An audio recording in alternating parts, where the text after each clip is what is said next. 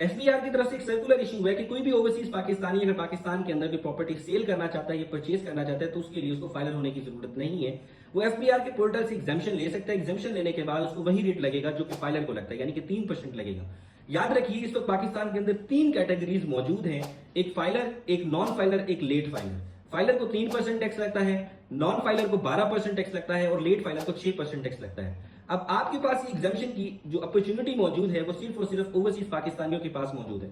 Overseas Pakistani क्या करते हैं, अपने आप को फाइलर नहीं करते और पाकिस्तान के अंदर आकर एग्जाम्शन के लिए अप्लाई करते हैं। जब आप एग्जाम्शन के लिए अप्लाई करते हैं तो आपकी एप्लीकेशन या तो प्रोसेस नहीं होती। अगर आपकी एप्लीकेशन सबमिट हो जाती है तो किसी भी वजह से इसको रिजेक्ट कर दिया जाता है। यहाँ पर स्क्रीन के ऊपर आपको एक नजर आ रही होगी वीडियो, जिसके अंदर हम अपने एक क्लाइंट का एप्लीकेशन सबमिट करने की कोशिश कर रहे हैं और एफबीआर को भी कंटिन्यूसली कांटेक्ट कर रहे हैं पिछले एक हफ्ते से कि हमारी सारी डॉक्यूमेंट्स कंप्लीट हैं, मगर हम एप्लीकेशन जब सबमिट करते हैं वो बफर होती रहती है, एप्लीकेशन सबमिट नहीं होती।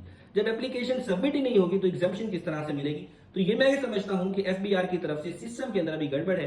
तो वो तमाम लोग ओवरसीज पाकिस्तानी, अगर आप रेमिटेंस पाकिस्तान के अंदर भेज रहे हैं, आपका सोर्स ऑफ इनकम पाकिस्तान के अंदर नहीं है, अगर आप बाहर से पैसे मंगवाते हैं, बाहर से पैसे कमाते हैं और पाकिस्तान के अंदर रेमिटेंसेज भेजते हैं, तो कोई भी हर्ज नहीं है कि एफबीआर के ऊपर अपने आप को रजिस्टर करें, अपनी proper income tax return submit करें। इनकम टैक्स रिटर्न सबमिट करने का मतलब ये नहीं है कि आप टैक्स भी देंगे। ओवरसीज पाकिस्तानी के ऊपर किसी किस्म का कोई भी टैक्स पाकिस्तान के अंदर नहीं है, अगर पाकिस्तान के अंदर उसका कोई सोर्स ऑफ इनकम नहीं है। प्रॉपर्टी की सेल के ऊपर, परचेज के ऊपर जो भी आप टैक्स पे करते हैं वो आप रिफंड भी क्लेम कर सकते हैं। हाँ, अगर आप एग्जाम्शन की तरफ जाते हैं, एग्जाम्शन सर्टिफिकेट आपको मिल जाता है, तो फिर आप ये रिफंड के लिए अप्लाई नहीं कर सकते। रिफंड के लिए सिर्फ वही लोग अप्लाई कर सकते हैं जो प्रॉपर पोर्टल के अंदर एफबीआर के ऊपर फाइलर होंगे।